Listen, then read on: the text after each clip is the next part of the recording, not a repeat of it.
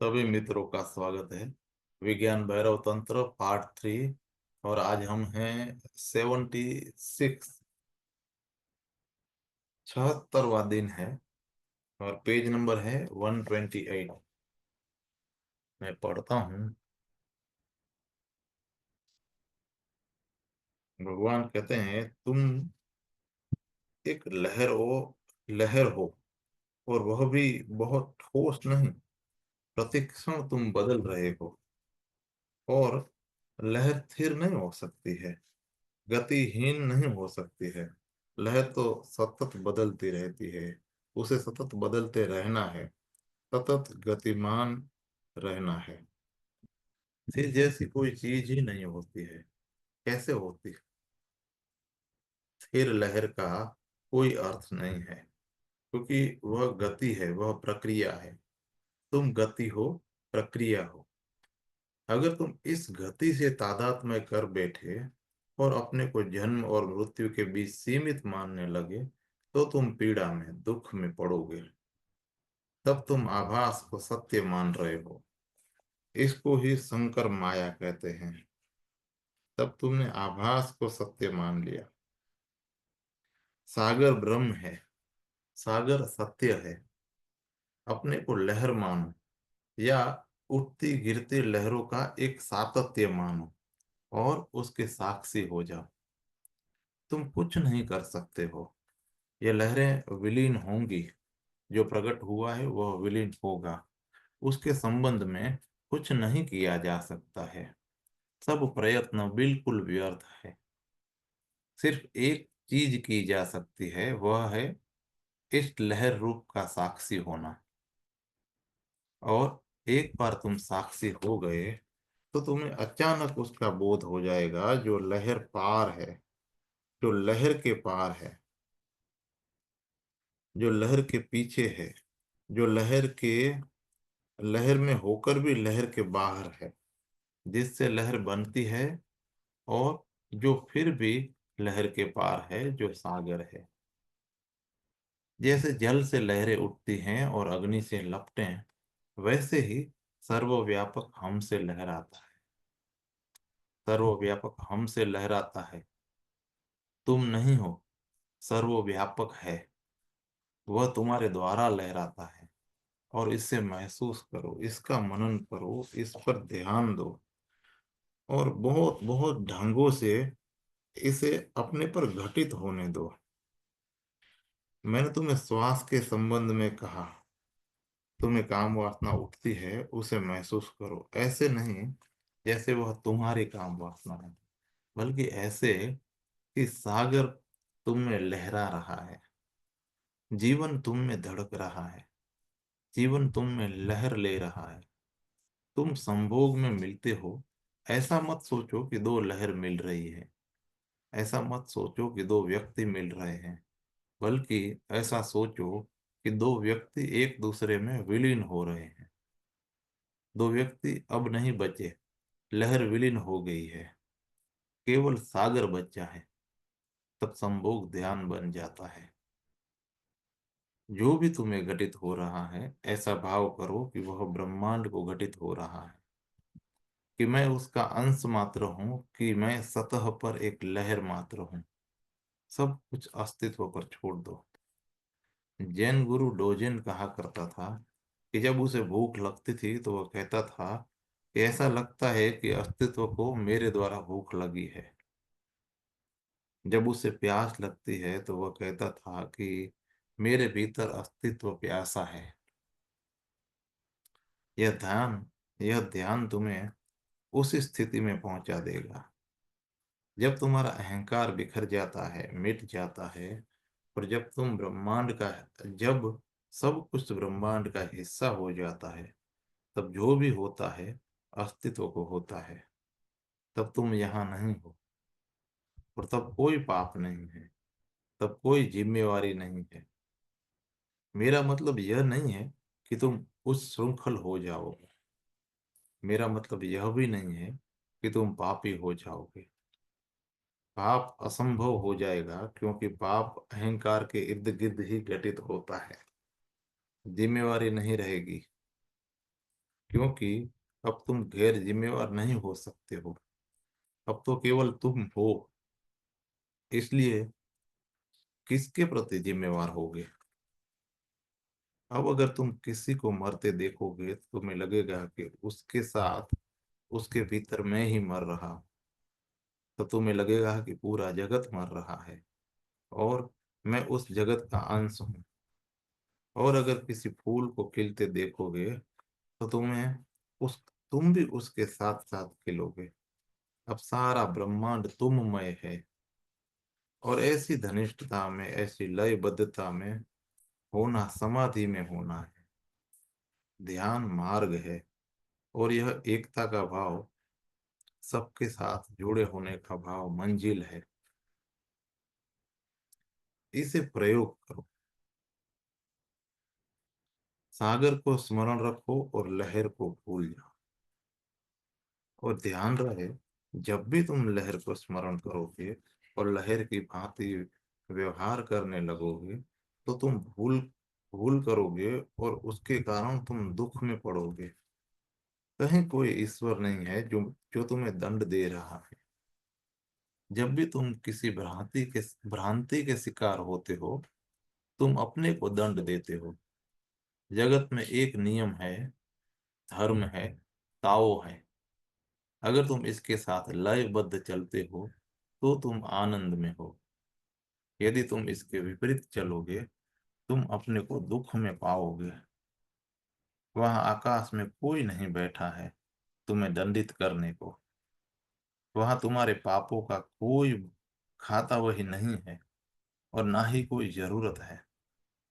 यह ठीक गुरुत्वाकर्षण जैसा है। अगर तुम सही ढंग से चलते हो तो गुरुत्वाकर्षण सहयोगी हो जाता है। गुरुत्वाकर्षण के बिना तुम चल नहीं सकते। लेकिन अगर तुम गलत ढंग से चलोगे तो गिरोगे। अपनी हड्डी भी तोड़ ले सकते हो। लेकिन कोई तुम्हें दंड नहीं दे रहा है। सिर्फ नियम है गुरुत्वाकर्षण का, निरपेक्ष नियम है। अगर तुम गलत चलोगे तो गिरोगे और तुम्हारी हड्डी टूट जाएगी। और ठीक से चलोगे तो उसका मतलब है कि तुम गुरुत्वाकर्षण का सही उपयोग कर रहे हो। ऊर्जा का सही और गलत दोनों तरह से उपयोग हो सकता है। जब तुम अपने को लहर मानते हो तो तुम जागतिक नियम के विरोध में हो। तुम सत्य के विरोध में हो। तब तुम अपने लिए दुख निर्मित करोगे। और कर्म के सिद्धांत का यही मतलब है। कोई कानून बनाने वाला नहीं है। परमात्मा कोई जज नहीं है। जज होना कुरूप बात है। और अगर ईश्वर कोई जज होता तो अब तक बिल्कुल ही ऊब गया होता या पागल हो गया होता। वह कोई जज नहीं है, वह कोई कंट्रोलर नहीं है, वह कोई कानून बनाने वाला भी नहीं है। जगत के अपने ही नियम हैं। और बुनियादी नियम यह है कि सच्चा होना, आनंद में होना। और और बुनियादी नियम यह है कि सच्चा होना आनंद में होना है और झूठा होना दुख में होना है। अब दूसरी विधि है। जहां कहीं तुम्हारा मन भटकता है, भीतर या बाहर, उसी स्थान पर और यहीं भगवान कहते हैं कि यह मन द्वार है। यही मन, जहां कहीं यह मन भटकता है, जो कुछ भी यह सोचता है, मन करता है, स्वप्न देखता है, यही मन और यही क्षण द्वार है। यह एक क्रांतिकारी विधि है। क्योंकि हम कभी नहीं सोचते हैं कि साधारणतः मन द्वार है। हम सोचते हैं कोई महान मन, कोई बुद्ध या जीसस का मन प्रवेश कर सकता है। हम सोचते हैं कि बुद्ध या जीसस के पास कोई असाधारण मन है। और यह सूत्र कहता है कि तुम्हारा साधारण मन ही द्वार है। वही मन जो स्वप्न देखता है, कल्पनाएं करता है, ऊल जलूल सोच विचार करता है। यही मन द्वार है जो कुरूप कामनाओं और वासनाओं से, क्रोध और लोभ से खच भरा है, जिसमें वह सब है जो निंदित है, जो तुम्हारे बस के बाहर है, जो तुम्हें यहाँ से वहां भटकाता रहता है, जो सतत पागल खाना है। यही मन द्वार है। यहाँ कहीं तुम्हारा मन भटकता है, बस वहीं इस जहाँ कहीं को स्मरण रखो। भटकने का विषय महत्वपूर्ण नहीं है। जहाँ कहीं तुम्हारा मन भटकता है, भीतर या बाहर, उसी स्थान पर बहुत सी बातें यहाँ समझने जैसी है। एक कि साधारण मन उतना साधारण नहीं है जितना हम समझते हैं। साधारण मन जागतिक मन से असंबद्ध नहीं है, वह उसी का अंश है। उसकी जड़ें अस्तित्व के केंद्र तक चली गई हैं, अन्यथा तुम अस्तित्व में नहीं हो सकते। एक पापी भी परमात्मा में आधारित है, अन्यथा वह अस्तित्व में नहीं हो सकता है। वह जो शैतान, वह भी परमात्मा के सहारे बिना नहीं हो सकता है। अस्तित्व ही इसलिए संभव है क्योंकि वह परमात्मा में स्थित है, प्रतिष्ठित है।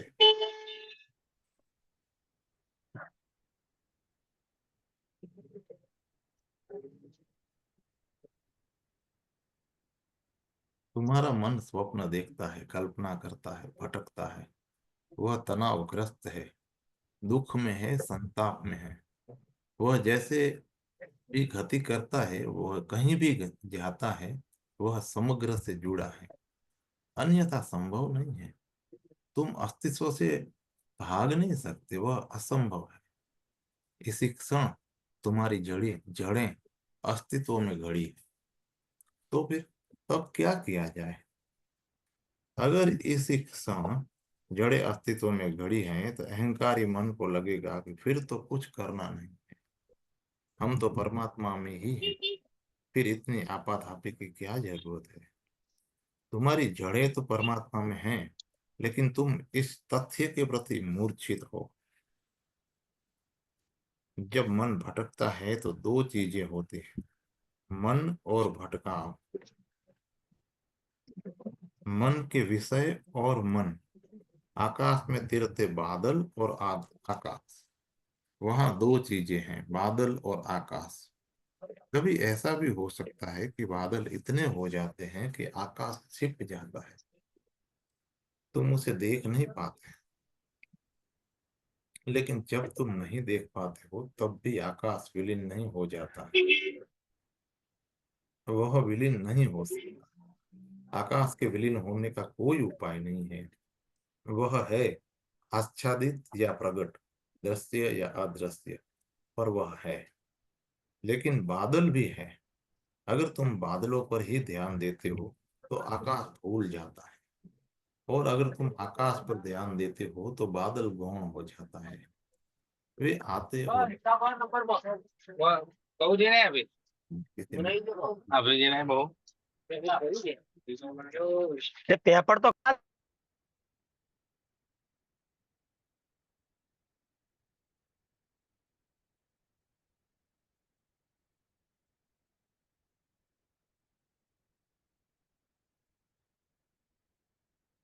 लेकिन जब तुम नहीं देख पाते हो तब भी आकाश विलीन नहीं होता है।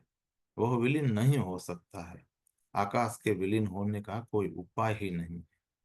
वह आच्छादित या प्रकट, दृश्य या अदृश्य, वह है।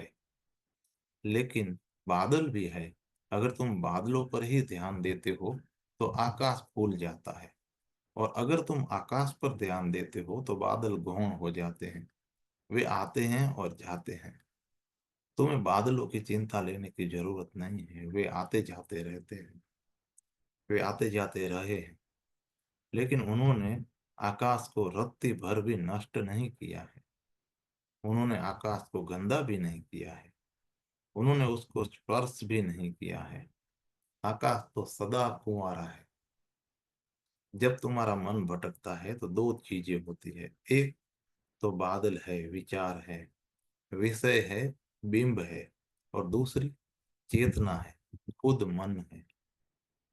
जब तुम बादलों पर, विचारों पर, बिंबों पर बहुत ध्यान देते हो तो तुम आकाश को भूल गए। तब तुम मेजबान को भूल गए और मेहमान में बुरी तरह उलझ गए। वे विचार, वे बिंब जो भटक रहे हैं, केवल मेहमान हैं। अगर तुम मेहमानों पर सब ध्यान लगा देते हो तो तुम अपनी आत्मा ही भूल बैठे। अपने ध्यान को मेहमानों से हटाकर मेजबान पर लगाओ, बादलों से हटाकर आकाश पर लगाओ,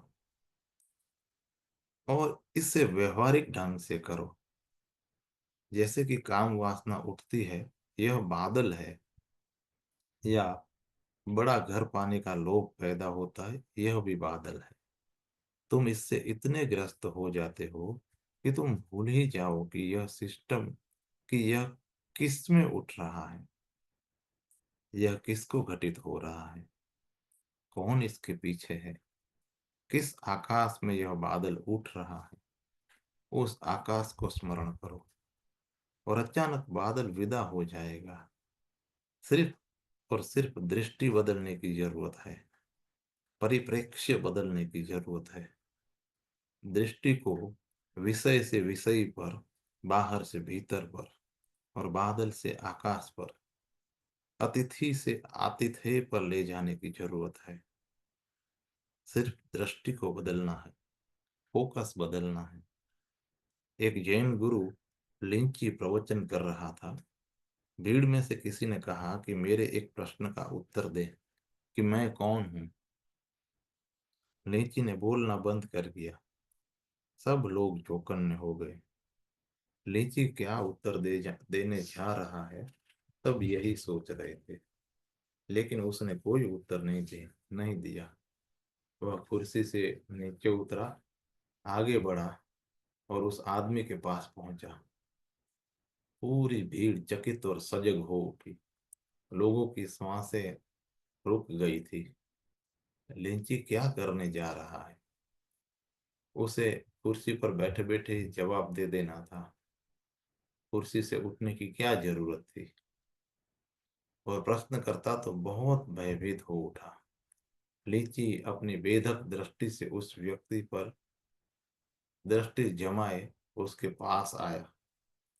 उसने उस आदमी का गला पकड़ लिया, उसे झकझोरा और कहा, आंखें बंद करो और उसका स्मरण करो जो यह प्रश्न पूछ रहा है कि मैं कौन हूं।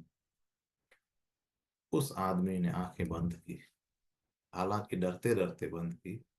वह अपने भीतर खोजने गया कि किसने यह प्रश्न पूछा है, और वह वापस नहीं आया। भीड़ प्रतीक्षा करती रही, प्रतीक्षा करती रही, प्रतीक्षा करती रही। उस आदमी का चेहरा मौन और शांत हो गया। तब लीची में तब लीची ने उसे फिर झकझोरा, अब बाहर आओ और सबको बताओ कि तुम कौन हो। वह आदमी हंसने लगा और उसने कहा, जवाब देने का आपका खूब अद्भुत ढंग है, लेकिन यदि कोई व्यक्ति अभी मुझसे यही पूछे तो मैं भी वही करूंगा, पर मैं उत्तर नहीं दे सकता। यह दृष्टि की, परिप्रेक्ष्य की बदलाहट थी। तुम पूछते हो कि मैं कौन हूं, तो तुम्हारा मन प्रश्न पर केंद्रित है, जबकि उत्तर प्रश्न के ठीक पीछे प्रश्नकर्ता में छिपा है। दृष्टि को बदलो, अपने पर लौटाओ। यह सूत्र कहता है, जहां कहीं तुम्हारा मन भटकता है, भीतर या बाहर, उस स्थान पर यह विषय से मन पर चले जाओ और तुम फिर साधारण मन न रहे। तुम विषयों के कारण साधारण हो। दृष्टि के बदलते ही तुम स्वयं बुद्ध हो जाते हो। तुम बुद्ध ही हो, लेकिन अनेक बादलों के नीचे दबे हुए हो। इतना ही नहीं, तुम बादलों से दबे हो, तुम उनसे बंधे भी हो, तुम उन्हें जाने भी नहीं देते हो। तुम सोचते हो कि बादल मेरी संपदा है। तुम सोचते हो कि जितने ज्यादा बादल होंगे मैं उतना ही बेहतर, उतना ही समृद्ध हो जाऊंगा। और तुम्हारा सारा आकाश, सारा आंतरिक आकाश उनसे आच्छादित है, ढका है। एक अर्थ में बादल में आकाश हो गया है, और बादल ही तुम्हारा जीवन बन गए हैं, और बादलों का जीवन ही संसार है। यह बात एक क्षण में घट सकती है। यह दृष्टि की बदलाहट है। यह सदा अचानक ही घटता है। मैं यह नहीं कह रहा हूं कि तुम कुछ भी मत करो और यह अचानक घटेगी। तुम्हें बहुत कुछ करना होगा, लेकिन यह क्रमिक ढंग से नहीं घटता है। तुम्हें बहुत कुछ करना होगा, करना ही होगा। तब करते करते एक दिन वो क्षण आता है जब तुम भाप बनने के सही तापमान पर पहुंच जाते हो, और अचानक पानी पानी नहीं रहता है। वह अब भाप बन गया। अचानक तुम विषय से बाहर हो गए। तुम्हारी आंखें बादलों पर नहीं नहीं अटकी है। अब अचानक तुम आंतरिक आकाश के भीतर, अचानक तुम आंतरिक आकाश की तरफ भीतर मुड़ गए। ऐसा कभी क्रमिक रूप से नहीं होता है कि तुम्हारी आंख का एक अंश भीतर की ओर मुड़ जाता है और उसका दूसरा अंश बाहर बादलों पर लगा लगा रहता है। नहीं, यह अंशों में नहीं घटित होता है कि तुम अब 10% भीतर हो और 90% बाहर, कि 20% भीतर हो और 80% बाहर। नहीं, यह घटित जब यह घटित होता है तो 100% होता है, क्योंकि तुम अपनी दृष्टि को खंड खंड नहीं कर सकते। या तो तुम विषयों को देखते हो, या अपने या तो संसार को या ब्रह्म को। फिर तुम संसार में वापस आ सकते हो। तुम फिर अपनी दृष्टि बदल सकते हो। अब तुम मालिक हो।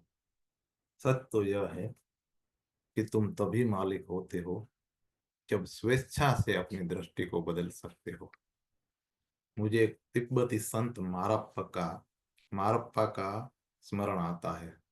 जब वह ज्ञान को उपलब्ध हुआ, जब वह बुद्ध हुआ, जब वह अंतस की ओर मुड़ गया, जब उसने अंतर आकाश का, अनंत का साक्षात्कार किया, तो किसी ने उससे पूछा कि मारप्पा अब कैसे हो। तो मारप्पा ने जो उत्तर दिया वो अपूर्व है, अप्रत्याशित है। अब तक बुद्ध ने अब तक किसी बुद्ध ने वैसा उत्तर नहीं दिया था। मारप्पा ने कहा, पहले जैसा ही दुखी। वो आदमी तो भौचक्का का रह गया। उसने पूछा, पहले जैसा ही दुखी? लेकिन मारप्पा हंसा। उसने कहा कि हाँ, लेकिन एक फर्क के साथ। और फर्क यह है कि अब मेरा दुख स्वैच्छिक है। अब मैं कभी कभी बस संसार का स्वाद लेने के लिए अपने से बाहर चला आता हूँ, लेकिन मैं मालिक हूँ। मैं किसी भी क्षण भीतर लौट सकता हूँ, और दोनों ध्रुवों के बीच गति करना अच्छा है। तभी कोई जीवंत रहता है। मारप्पा ने कहा, मैं अब दोनों जगत में गति कर सकता हूँ। कभी मैं दुखों में लौट जाता हूँ, लेकिन अब दुख मुझे नहीं घटित होते हैं, मैं ही उन्हें घटित होता हूँ, और मैं उनसे अछूता रहता हूँ। निश्चित ही जब तुम स्वेच्छा से गति करते हो तो तुम अछूते रहते हो। एक बार तुमने जान लिया कि दृष्टि को अंतर्मुखी कैसे किया जाए, तुम संसार में वापस आ सकते हो। सभी बुद्ध पुरुष संसार में वापस आए हैं। वे दृष्टि को फिर से संसार पर ले जाते हैं। लेकिन अब आंतरिक मनुष्य की गुणवत्ता भिन्न हो गई है। वह जानता है कि यह उसकी स्वतंत्र दृष्टि है। वह बादलों को भी गति करने की इजाजत दे सकता है। अब बादल मालिक न रहे। वे तुम पर हावी नहीं हो सकते हैं। तुम्हारी मर्जी से घूमते हैं। और यह सुंदर है। कभी कभी बादलों से भरा आकाश सुंदर होता है। बादलों की हलचल सुंदर होती है। अगर आकाश आकाश बना रहे तो बादलों को तिरने दिया जा सकता है। समस्या तो तब खड़ी होती है जब आकाश अपने को भूल जाता है और वहां बादल ही बादल रह जाता है। तब सब कुछ कुरूप हो जाता है क्योंकि स्वतंत्रता खो गई। यह सूत्र सुंदर है। जहां कहीं तुम्हारा मन भटकता है, भीतर या बाहर, उसी स्थान पर। और यह जैन परंपरा में इस सूत्र का गहरा उपयोग हुआ है। जैन कहता है कि साधारण मन ही बुद्ध मन है। भोजन करते हुए तुम बुद्ध हो, सोते हुए तुम बुद्ध हो, कुएं से पानी ले जाते हुए तुम बुद्ध हो। तुम हो कुएं से पानी ले जाते हुए, भोजन करते हुए, बिस्तर पर लेटे हुए तुम बुद्ध हो। यह बात सोच में भी नहीं आती है, यह पहली जैसी लगती है, लेकिन यह सत्य है।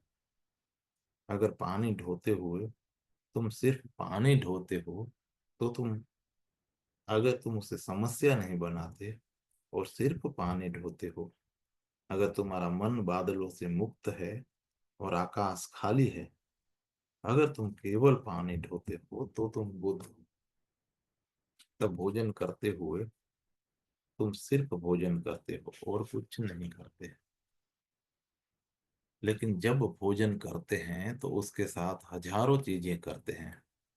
हो सकता है कि तुम्हारा मन भोजन में बिल्कुल ना हो, तुम्हारा शरीर यंत्र की तरह भोजन कर रहा हो और तुम्हारा मन कहीं और हो। किसी विश्वविद्यालय का एक छात्र यहाँ कुछ दिन पहले आया था। उसकी परीक्षा करीब थी, इसलिए वह कुछ पूछने आया था। उसने कहा, मैं बहुत उलझन में हूँ। समस्या यह है कि मैं एक लड़की के प्रेम में पड़ गया हूँ और परीक्षा निकट है। जब मैं इस लड़की के साथ होता हूँ तो परीक्षा की सोचता रहता हूँ और जब पढ़ता हूँ तो लड़की की सोचता रहता हूँ। मैं क्या करूँ? पढ़ते समय मैं वहां नहीं होता। मैं कल्पना में प्रेमिका के साथ होता हूँ और प्रेमिका के साथ जब होता हूँ तो कभी उसके साथ नहीं होता। मैं अपनी समस्याओं के बारे में, नजदीक आती परीक्षा के बारे में चिंता करता रहता हूँ। नतीजा यह है कि सब कुछ गड़बड़ हो गया है। यह लड़का ही नहीं, ऐसे ही हर कोई गड़बड़ हो गया है। तुम जब दफ्तर में होते हो तुम्हारा मन घर में होता है। तुम जब घर में होते हो तो तुम्हारा मन दफ्तर में होता है। और तुम ऐसा जादुई करिश्मा नहीं कर सकते कि घर में होकर तुम घर में ही हो सकते। और तुम ऐसा कोई जादुई करिश्मा नहीं कर सकते। घर में होकर तुम घर में ही हो सकते हो, दफ्तर में नहीं हो सकते। और अगर दफ्तर में हो तो तुम्हारा दिमाग ठीक नहीं है, तब तुम पागल हो। तब हर चीज दूसरी चीज में उलझ जाती है, गुत्थम गुत्था हो जाती है। तब कुछ भी स्पष्ट नहीं रहता है और यही मन की समस्या है। कुएं से पानी खींचते हुए कि कुएं से पानी ढोते हुए तुम अगर मात्र यही काम कर रहे हो तो तुम बुद्ध हो। अगर तुम जैन सदगुरुओं के पास जाओ और उनसे पूछो कि आप क्या करते हैं, आपकी साधना क्या है, आपका ध्यान क्या है, तो वे कहेंगे जब नींद आती है तो हम सो जाते हैं, जब भूख लगती है तो हम भोजन करते हैं। बस यही हमारी साधना है और कोई साधना नहीं है। लेकिन यह बहुत कठिन है, हालांकि आसान मालूम पड़ता है। अगर भोजन करते हुए तुम सिर्फ भोजन करो, अगर बैठे हुए तुम सिर्फ बैठो और कुछ न करो, अगर तुम वर्तमान क्षण के साथ रह सको, उससे हटो नहीं, अगर तुम वर्तमान क्षण में डूब सको, तब न कोई अतीत हो न कोई भविष्य हो, अगर वर्तमान क्षण ही एकमात्र अस्तित्व हो, तो तुम बुद्ध हो। तब यही मन बुद्ध बन जाता है। तो जब तुम्हारा मन भटकता हो तो उसे रोकने की चेष्टा मत करो, बल्कि आकाश को स्मरण करो। जब मन भटके तो उसे रोको मत, उसे किसी बिंदु पर लाने की, एकाग्र करने की चेष्टा मत करो। नहीं, उसे भटकने दो। लेकिन भटकाव पर बहुत अवधान मत दो, न पक्ष में न विपक्ष में, क्योंकि तुम चाहे उसके पक्ष में रहो या विपक्ष में, तुम उससे बंधे रहते हो। आकाश का स्मरण करो, भटकन को चलने दो और इतना ही कहो कि ठीक है, यह चलती हुई राह है। अनेक लोग इधर उधर चल रहे हैं, मन एक चलती हुई राह है। मैं आकाश हूँ, मैं बादल नहीं हूँ। इसे स्मरण रखो और इस भाव में उतरो और इसी में स्थित रहो। देर अबेर तुम देखोगे कि बादलों की गति अब मंद पड़ गई है। बादलों के बीच अब अंतराल आने लगे हैं। वे अब उतने काले नहीं हैं, उतने घने नहीं। उनकी गति मंद हो गई है। उनके बीच अंतराल देखे जा सकते हैं। उनके पीछे का आकाश दिखाई पड़ने लगता है। अपने को आकाश के भांति अनुभव करते रहो, बादलों के भांति नहीं। देव अबेर किसी दिन किसी सम्यक क्षण में, जब तुम्हारी दृष्टि सचमुच भीतर लौट गई है, बादल विलीन हो जाएंगे और तब तुम शुद्ध आकाश हो, सदा से शुद्ध, सदा से अस्पर्शित आकाश हो। और एक बार तुमने इस कुंवारेपन को जान लिया तो फिर बादलों के संसार में वापस आ सकते हो। तब संसार का अपना ही सौंदर्य है, तब तुम इसमें रह सकते हो। लेकिन अब तुम मालिक हो। संसार बुरा नहीं है, मालिक की तरह संसार। जब संसार मालिक हो तो संसार समस्या है। जब तुम ही मालिक हो तो तुम उसमें रह सकते हो। तब संसार का अपना ही सौंदर्य है, वह सुंदर है, प्यारा है। लेकिन तुम उस सौंदर्य को, उस माधुर्य को अपने भीतर मालिक होकर ही जान सकते हो।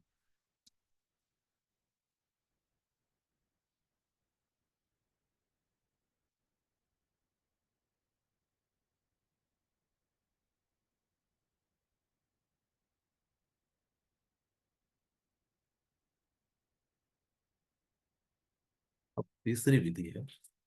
भगवान कहते हैं, जब किसी इंद्रिय विशेष के द्वारा स्पष्ट बोध हो तो उसी बोध में स्थित हो जाओ। तुम अपनी आंखों के द्वारा देखते हो, ध्यान रहो, तुम अपनी आंख के द्वारा देखते हो। आंख नहीं देख सकती है, उनके द्वारा तुम देखते हो। दृष्टा पीछे छिपा है, भीतर छिपा है। आंखें तो बस द्वार है, झरोख है। लेकिन हम सदा सोचते हैं कि हम आंख से देखते हैं। हम सोचते हैं कि हम कान से सुनते हैं। कभी किसी ने कान से नहीं सुना है। तुम कान के द्वारा सुनते हो, कान से नहीं। सुनने वाला पीछे छुपा है। कान तो रिसीवर भर है। मैं तुम्हें छूता हूँ, मैं बहुत प्रेम पूर्वक तुम्हारा हाथ अपने हाथ में लेता हूँ। यह हाथ नहीं है जो तुम्हें छूता है, यह मैं हूँ जो हाथ के द्वारा तुम्हें छू रहा हूँ। हाथ एक यंत्र भर है और स्पर्श भी दो भांति का है। एक, जब सच में ही तुम्हें स्पर्श करता हूँ, और दूसरा, जब मैं स्पर्श से बचना चाहता हूँ।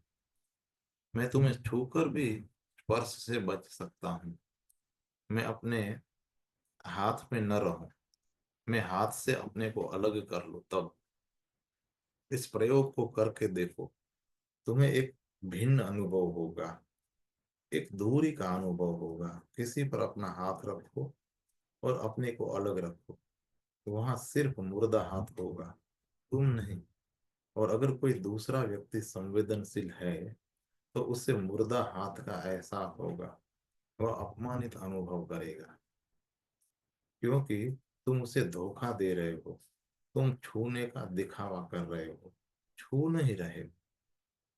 स्त्रियां इस मामले में बहुत संवेदनशील हैं और तुम उन्हें धोखा नहीं दे सकते। स्पर्श के प्रति, शारीरिक स्पर्श के प्रति वे ज्यादा सजग हैं। वे जान जाती हैं। हो सकता है कि पति मीठी मीठी बातें कर रहा हो, वह फूल ले आया हो और कह रहा हो कि मैं तुम्हें प्रेम करता हूँ, लेकिन उसका स्पर्श कह देगा कि वह वहां नहीं है। और स्त्रियों को सहज बोध हो जाता है कि कब तुम उनके साथ हो और कब नहीं। अगर तुम अपने भीतर मालिक नहीं हो तो तुम उन्हें धोखा नहीं दे सकते। अगर तुम्हें अपने ऊपर मालिकियत नहीं है तो तुम उन्हें धोखा नहीं दे सकते। और जो अपना मालिक है वह पति होना नहीं चाहेगा। यही कठिनाई है। तुम जो भी कहोगे तुम्हारा स्पर्श उसे झुठला देगा। बच्चे बहुत संवेदनशील होते हैं, उन्हें तुम धोखा नहीं दे सकते। तुम उनकी पीठ भला थपथपाते हो, लेकिन वे जान जाते हैं कि यह थपथपाना मुर्दा है। अगर तुम्हारे हाथ में प्रेम ऊर्जा का प्रवाह नहीं है तो वह जान जाते हैं एक मुर्दा हाथ उपयोग में लाया जा रहा है। और जब तुम समग्रता से अपने हाथ में मौजूद होते हो, जब तुम खुद के साथ आगे बढ़ते हो, जब तुम्हारे प्राण तुम्हारे हाथ में आ गए हैं, जब तुम्हारी आत्मा ही वहां मौजूद है, तब स्पर्श की गुणवत्ता भिन्न होती है। यह सूत्र कहता है कि इंद्रियां द्वार भर है, एक माध्यम, एक यंत्र, एक रिसीविंग स्टेशन, और तुम उनके पीछे छिपे हो। जब किसी इंद्रिय विशेष के द्वारा स्पष्ट बोध हो तो उसी बोध में स्थित हो जाओ। संगीत सुनते हुए अपने को कान में मत खो दो, मत भुला दो। उस चैतन्य को स्मरण करो जो पीछे छिपा है। होश रखो। किसी को देखते हुए इस विधि का प्रयोग करो। तुम यह प्रयोग मुझे देखते हुए भी कर सकते हो कि क्या हो रहा है। तुम मुझे आंख से देख सकते हो, और जब मैं कहता हूं कि आंख से, तो उसका मतलब है कि तुम्हें इसका बोध नहीं है कि तुम आंख के पीछे छिपे हो। तुम मुझे आंख के द्वारा देख सकते हो, और जब मैं कहता हूं कि आंख के द्वारा, तो उसका मतलब है कि आंख बस तुम्हारे और मेरे बीच में एक यंत्र भर है। तुम आंख के ठीक पीछे खड़े हो, आंख के द्वारा देख रहे हो, जैसे कोई खिड़की या ऐनक के द्वारा देखता है। तुमने बैंक में किसी क्लर्क को अपनी ऐनक के ऊपर से देखते हुए देखा होगा। ऐनक उसके नाक पर उतर आई है और वह देख रहा है। उसी ढंग से मुझे देखो, मेरी तरफ देखो, ऐसे देखो जैसे आंख के ऊपर से देखते हो, मानो तुम्हारी आंखें सरक कर नीचे नाक पर आ गई हो और तुम उनके पीछे से मुझे देख रहे हो। अचानक तुम्हें गुणवत्ता में फर्क मालूम पड़ेगा।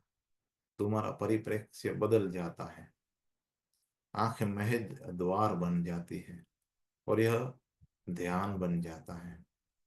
सुनते समय कानों के द्वारा मात्र सुनो और अपने आंतरिक केंद्र के प्रति जागे रहो। स्पर्श करते हुए हाथ के द्वारा मात्र छुओ और आंतरिक केंद्र को स्मरण रखो जो पीछे छिपा है। किसी भी इंद्रिय से तुम्हें आंतरिक केंद्र की अनुभूति हो सकती है। और प्रत्येक इंद्रिय आंतरिक केंद्र तक जाती है, उसे सूचना देती है। यही कारण है कि जब तुम मुझे देख और सुन रहे हो, तुम आंख के द्वारा देख रहे हो और कान के द्वारा सुन रहे हो, तो तुम जानते हो कि तुम उसी व्यक्ति को देख रहे हो जिसे सुन भी रहे हो। अगर मेरे शरीर में कोई गंध है तो तुम्हारी नाक उसे भी ग्रहण करेगी। उस हालत में तीन इंद्रियां एक ही केंद्र को सूचना दे रही है। इसी से तुम संयोजन कर पाते हो, अन्यथा संयोजन कठिन होता है। अगर तुम्हारी आंखें ही देखती हैं और कान ही सुनते हैं, तो यह जानना कठिन होता है कि तुम उसी व्यक्ति को सुन रहे हो जिसे देख भी रहे हो, या भिन्न व्यक्तियों को देख और सुन रहे हो। क्योंकि दोनों इंद्रियां भिन्न हैं और वे आपस में नहीं मिलती हैं। तुम्हारी आंखों को तुम्हारे कानों का पता नहीं है, तुम्हारे कानों को तुम्हारे आंखों का पता नहीं है। वे एक दूसरे को नहीं जानते हैं। वे आपस में कभी मिले नहीं हैं। उनका एक दूसरे का परिचय भी नहीं कराया गया है। तो फिर सारा समन्वय, सारा संयोजन कैसे घटित होता है? कान सुनते हैं, आंखें देखती हैं, हाथ छूते हैं, नाक सूंघती है, और अचानक तुम्हारे भीतर कोई जान जाता है कि यह वही आदमी है जिसे मैं सुन रहा हूँ, जिसे मैं छू रहा हूँ, देख रहा हूँ और सूंघ रहा हूँ। यह ज्ञाता इंद्रियों के पृथक और भिन्न है। यह ज्ञाता इंद्रियों से पृथक है और उनसे भिन्न है। सभी इंद्रियां इस ज्ञाता को ही सूचना देती है, और इस ज्ञाता में, इस केंद्र में सब कुछ सम्मिलित होकर, संयोजित होकर एक हो जाता है। और यह चमत्कार है। मैं एक हूँ, तुमसे बाहर एक हूँ। मेरा शरीर, मेरे शरीर की उपस्थिति, उसकी गंध, मेरा बोलना, सब एक है। लेकिन तुम्हारी इंद्रियां मुझे विभाजित कर देंगी। तुम्हारे कान मेरे बोलने की खबर देंगे, तुम्हारे नाक मेरी गंध की खबर देगी, तुम्हारी आंखें मेरी उपस्थिति की खबर देगी। वे इंद्रियां मुझे टुकड़ों में बांट देंगी, लेकिन फिर तुम्हारे भीतर कहीं पर मैं एक हो जाऊंगा। जहां तुम्हारे भीतर में एक होता हूँ, वही वही तुम्हारे होने का केंद्र है। वह तुम्हारा वह तुम्हारा बोध है, वह तुम्हारा चैतन्य है। तुम मुझसे बिल्कुल भूल गए हो। यह अविस्मरण अज्ञान है, और बोध का चैतन्य, और बोध या चैतन्य आत्मज्ञान का द्वार खोलता है। तुम और किसी उपाय से अपने को नहीं जान सकते हो। जब किसी इंद्रिय विशेष के द्वारा स्पष्ट बोध हो, उसी बोध में स्थित हो, उसी बोध में रहो, उसी बोध में स्थिर रहो, होश पूर्ण रहो। आरंभ में यह कठिन है। हम बार बार सो जाते हैं, और आंख के द्वारा देखना कठिन मालूम पड़ता है। आंख से देखना आसान है, पर आंख के द्वारा देखना कठिन है। आरंभ में थोड़ा तनाव अनुभव होगा अगर तुम आंख के द्वारा देखने की चेष्टा करोगे। और न केवल तुम तनाव अनुभव करोगे, वह व्यक्ति भी तनाव अनुभव करेगा जिसे तुम देखोगे।